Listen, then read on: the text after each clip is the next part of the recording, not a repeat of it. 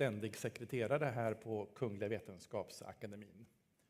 Till höger om mig här sitter professor Eva Olsson som är ledamot av Nobelkommittén i fysik. Och till vänster professor Tors Hans Hansson, också ledamot av Nobelkommittén i fysik och sakkunnig inom ämnet. My name is Hans Ellegren. I'm the Secretary General of the Royal Swedish Academy of Sciences. And to my right is Professor Eva Olsson, member of the Nobel Committee in Physics. And to my left, Professor Tors Hans Hansson, also member of the Nobel Committee in Physics and expert in this field. Årets pris handlar om kvantmekanikens kraft. This year's prize is about the power of quantum mechanics.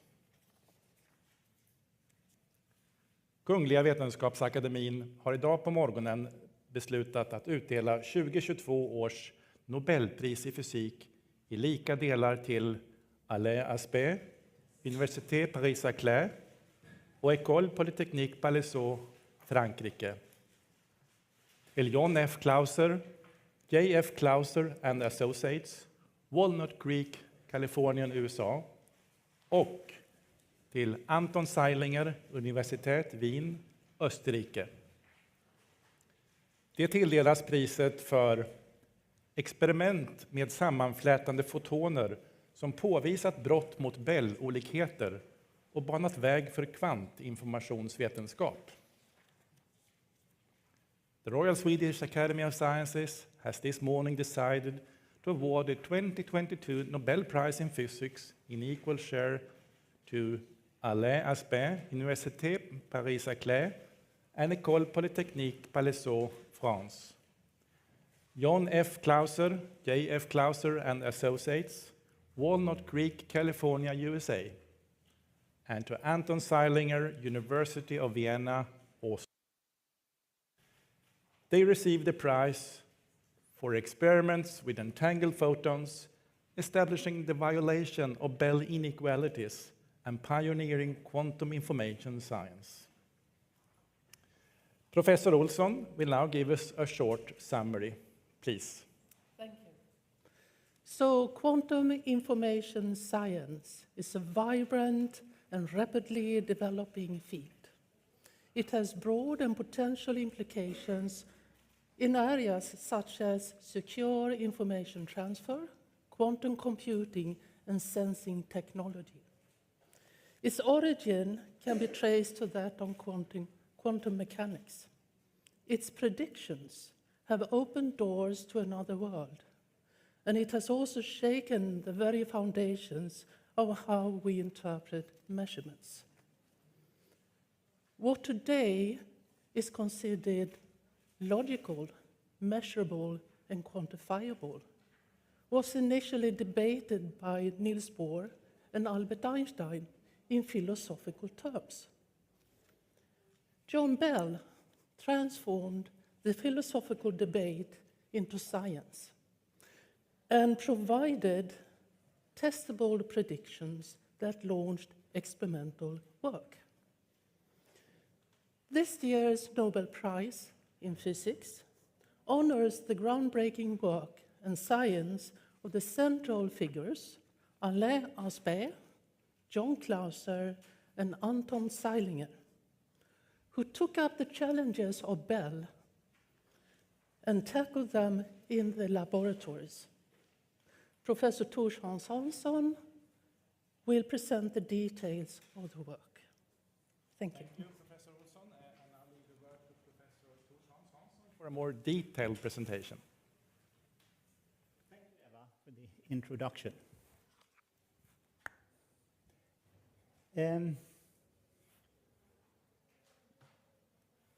Einstein, in a letter to a colleague, famously wrote, "I'm convinced that he," and he meant God, "does not play dice."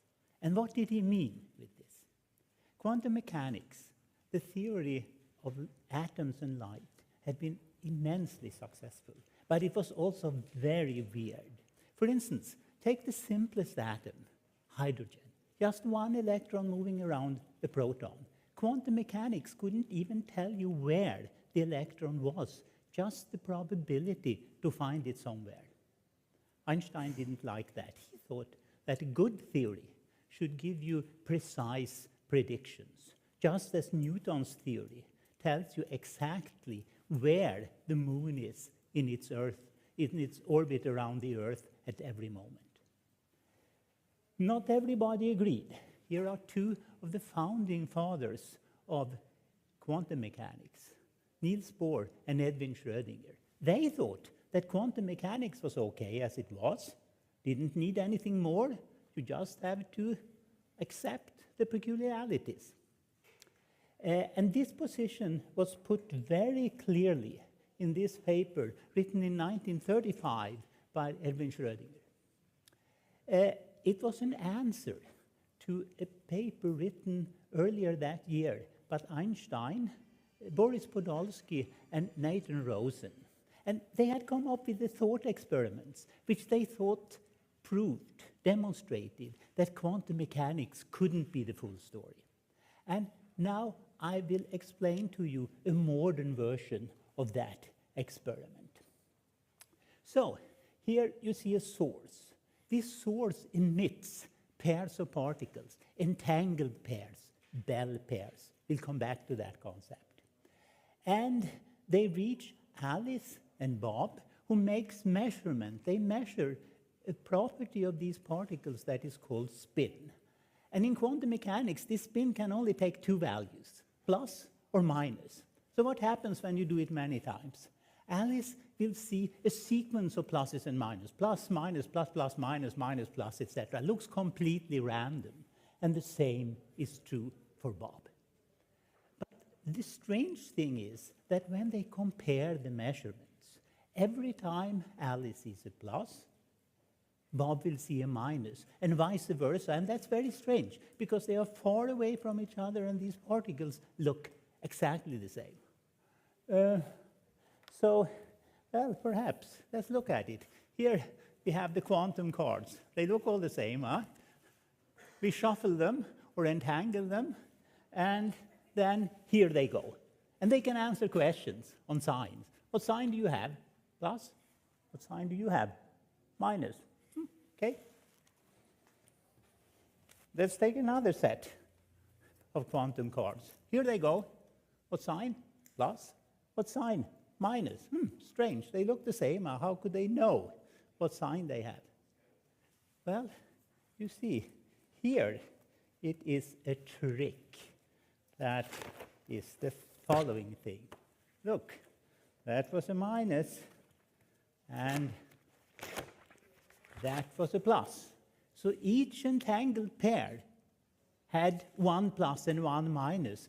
I know where the minus went there or there, but it was always one plus and one minus. So could it be that quantum mechanics was the same? Could it be that there were hidden informations like on the cards? Could it be that nature was a trickster? Okay, just like I was before. Perhaps quantum mechanics is not complete. Perhaps there is something hidden. Einstein would have liked that.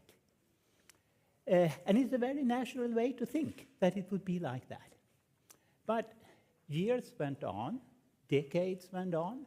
No one found such a theory that could explain the experiments with such hidden variables. So this became something more of a philosophical question. Most physicists didn't care very much until in 1964, John Bell made an amazing theoretical discovery by looking at a variation of this experiment that I just told you about. He could show that in that case, the predictions of quantum mechanics couldn't be reproduced by any kind of theory based on hidden variables, however complicated. And when you think of it, that's really strange, because that means that when you measure on one of these particles, It's not so that you just reveal a property that is already there and measure. No, the quantum information about the state is in the full, entangled state of both particles. Indeed, very strange. And so thought the young John Clauser, who said, let's do Bell's experiment. Let's perform it in the lab. Perhaps quantum mechanics isn't right in that situation. Now, that was easy to say, not so easy to do, because with the existing lab equipment, you couldn't perform that experiment. But with collaborators, he came up with a variation of the experiment that could be performed, and he and the late Stuart Friedman went to the lab. They did it, and they found that quantum mechanics works also in this case. Now, there were loopholes. And one particular loophole that John Bell had been very concerned about was that of locality. That means that Alice shouldn't be able to send signals to Bob so they could sort of agree on the result of the measurements. And that was hard to exclude experimentally. But in 1976, Alain Aspect wrote a paper where he proposed such an experiment. And a couple of years later, went to the lab, performed the experiments, and guess, again, quantum mechanics rules. So why is this a big deal? Didn't we know that quantum mechanics works? Well, to explain to you why it's such a big deal, let's go back again to 1935. Here is another paper by Schrödinger, which he says, I would not call entanglement one, but rather the trait of quantum mechanics. So now, much later, in retrospect, we understand that in addition to the profound philosophical and foundational implications of the studies of Bell states, the experiments performed by Clauser and Aspect opened the eyes of the physics community to the depth of Schrödinger's statement and provided tools for creating and manipulating and measuring states of particles that were entangled, although they were far away. And physicists now started to understand that entanglement and Bell pairs is a quantum resource that you can use to achieve amazing new things. And it's no time here to even start to tell you that story. I will just give you one example, which is picked because it illustrates one of the many groundbreaking contributions by the third of this year's laureates, Anton Zeilinger. So to understand this, you have to know that a goal of a quantum mechanics today is to build a quantum network. What is that? A quantum network is a series of nodes, and these nodes should be able to communicate via quantum entanglement. In these nodes, you can have quantum devices like encryption devices. How do you build such a network? It's difficult because entanglement is brittle. If you send it to an optical fiber, it very easily gets destroyed. So you need some new trick. And just an amplifier won't work because amplifiers destroy entanglement. So here is the trick, the method that Anton Zeilinger came up with. It's called entanglement swapping. You have two of these Bell pairs, like this. One of the particles here, one, and the other four, goes far away from each other. The two other comes together. Here, you make a measurement, so you entangle particle 2 and 3. And then magically, 1 and 4 becomes entangled, although they had never been close to each other. It's wonderful. So now you can think of doing it in a chain. You do one, you could do another, you do a third, etc., and you can build up a network. Another method to get long-range entanglement is not to use optical fibers, but to send just light through the air. And I'll just give you one spectacular example of this, and that was in 2018. There was an intercontinental quantum link set up using the Chinese MICUS quantum satellites between the group of Jianwei Pan, the Academy of Science in China, and with Anton Zeilinger's group in Austria, over 7,600 kilometers, pretty amazing. And now we are at the forefront of current research, and I will just end with a few comments. So today we honor 3 physicists whose pioneering experiments showed us that the strange world of entanglement and Bell pairs is not just the micro world of atoms, and certainly not the virtual world of science fiction or mysticism, but it's the real world that we all live in.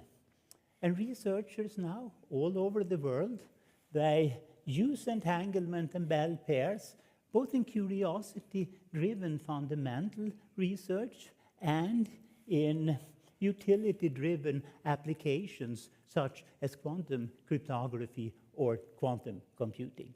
Thank you for listening. Thank you, Professor Hansson. Now we shall see if we may have one of the laureates with us. Professor Anton Zeilinger, are you there? Yes, I'm here. Good morning, Professor Zeilinger. Please accept our warmest congratulations to receiving the Nobel Prize in Physics. Thank you very much. It was very kind to receive your phone call just about an hour ago. And I'm still kind of shocked, but it's a very positive shock. Thank you very much. So were you surprised to get the call?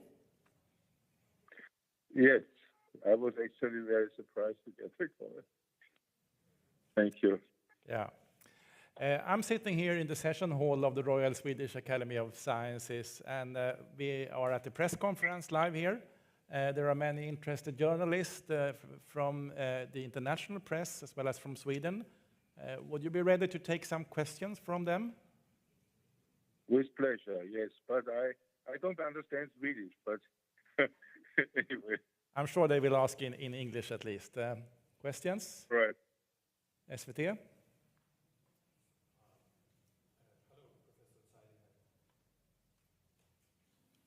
Hallo, Professor Zeilinger. Glückwünsche, herzliche Glückwünsche. Congratulations.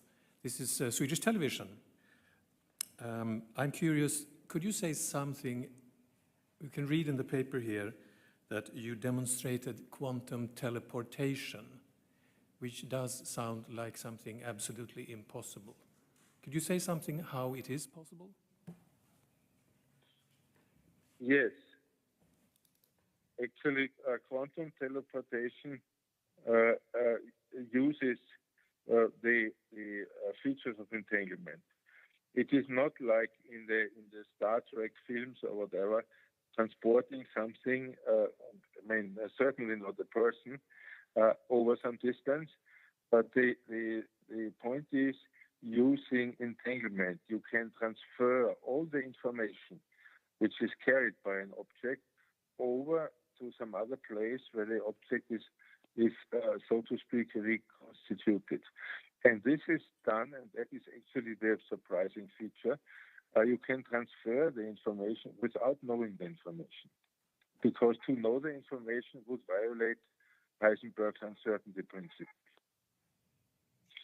So far, this has only done with very small particles, and it is certainly absolutely impossible to think of very large objects. But it's fundamentally important for transferring information maybe between quantum computers. Okay, we have several hands raised here. Was there one here, please? Yeah, hi, Anton, this is Nordic Chinese Times. First, congratulations on getting this year's Nobel Prize in Physics. Can you kindly share with us what inspired you of the idea of this topic? And to what extent will the work influence the future of the quantum physics or even science in general? Thank you very much for that question. I have to say that I was always interested in quantum mechanics from the very first moments when I read about it, and I was actually struck by some of the theoretical predictions, because they did not fit, the usual intuition which one might have. So I was lucky to work in Vienna with my supervisor Helmut Rauch, who was a pioneer in quantum physics, and he provided the freedom to do these experiments, which at that time were completely philosophical, without any possible use or application. And this has changed now, as it has been mentioned.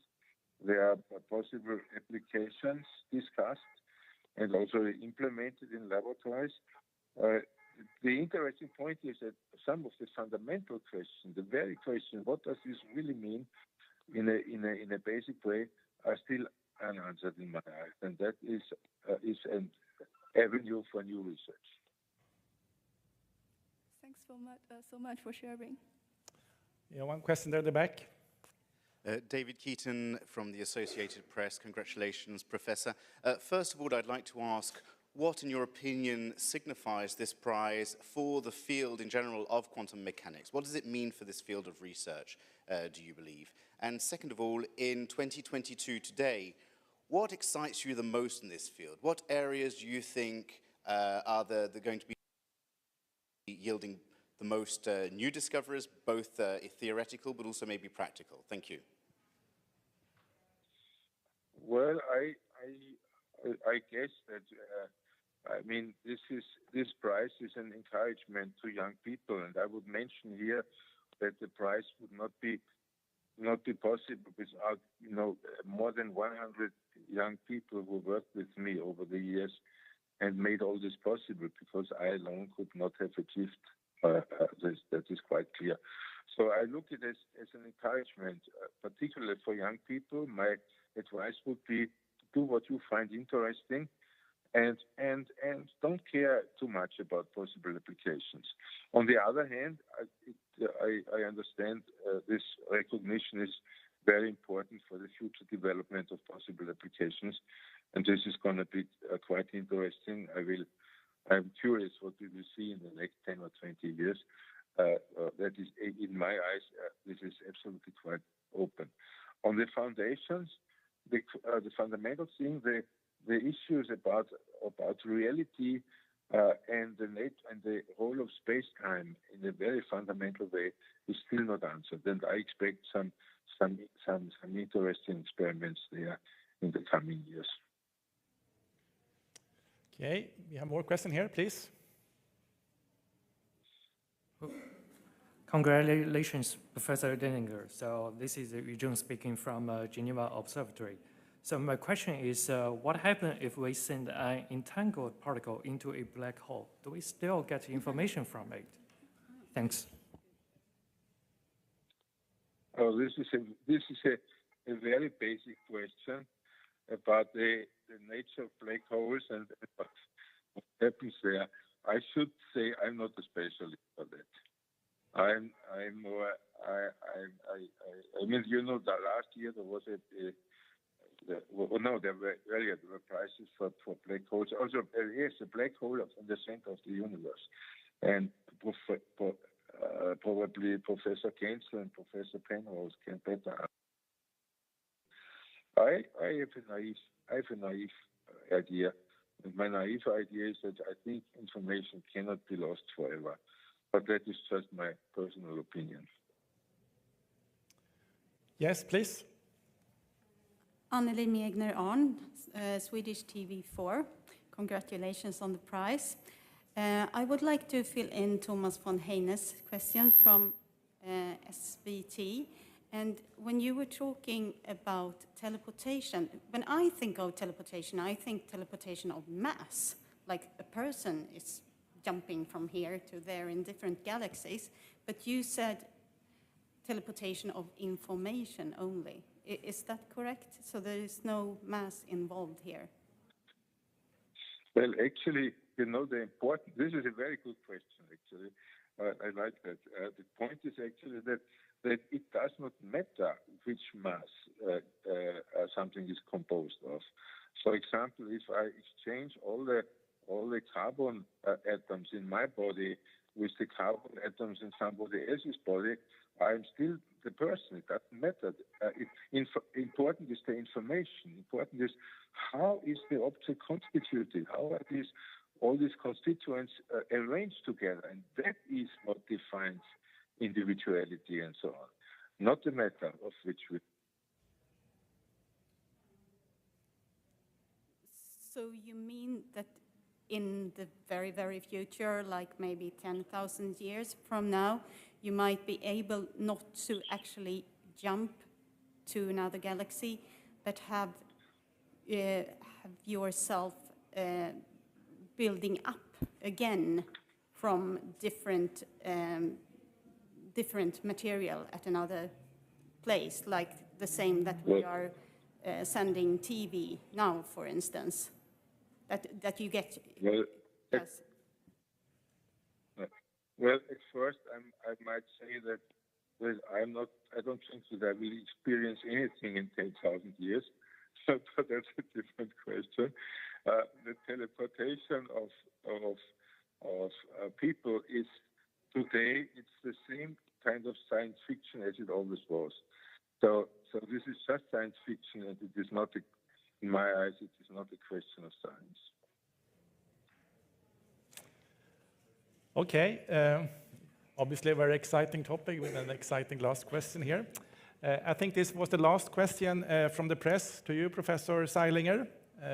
Thank you, and once again, our warmest congratulations for receiving the Nobel Prize in Physics. We look forward to meet you here in Stockholm in December at the Nobel Prize ceremony. See you then, Professor Zeilinger. Thank you very much again. Yeah, bye-bye. Okay, let's move on to more questions about the Nobel Prize in Physics, about the research, about the work of the committee, etc. Please, in either language, Swedish or English.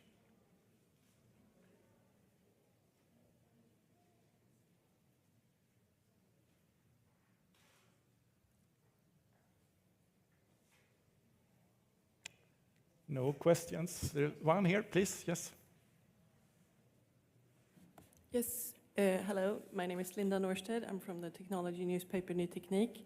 I wonder if you could tell us a little bit about why you chose these three. Why is this knowledge worth the prize? Professor Hansson? Well, in my presentation, I try to make clear what the three laureates did.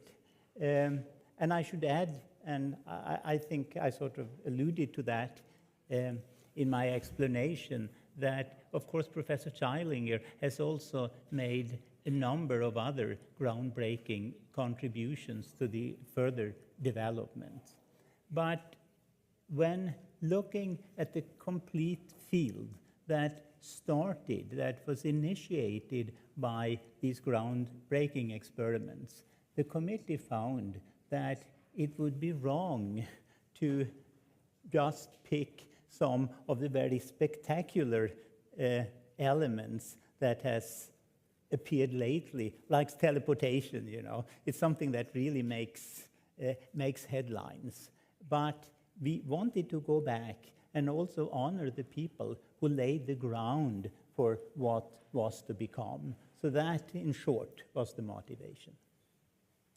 By that, we will close the press conference.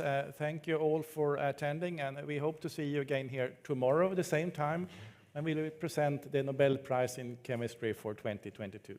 So, thank you.